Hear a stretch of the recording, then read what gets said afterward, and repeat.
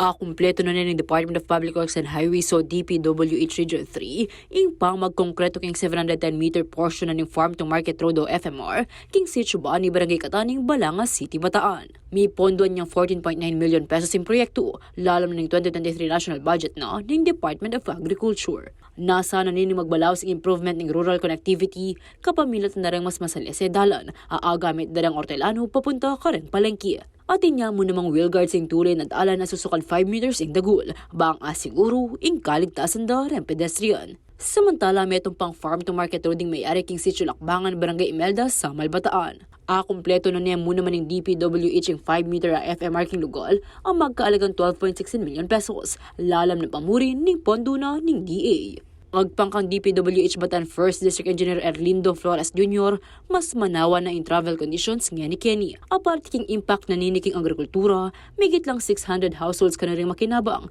at hindi ng access karing essential services at facilities. Mayari na mo rin ng reconstruction ng 136 lineal meter a concrete slope protection king Laur, Nueva Ecija. May ponduan niya lalam na ng 2023 national budget in proyektu ang magkaalagang 15.01 million pesos. Nasa nakanuning abawasan ng soil erosion at sediment runoff ang malyaring makaapekto karing 5,100 daily motorist.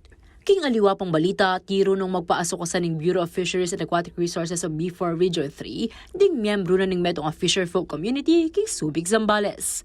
Agpangkang BFAR Provincial Fisheries Officer Neil N. Arias, agamit dereng manasan ng newly found skilay ni king Aldoldo ng Kapiayan at apasanting pengkalidad da reng asan akarelang ararakap. Ako, ingke kang talasuyo, liya na kanilaw, ating pusong makabalin.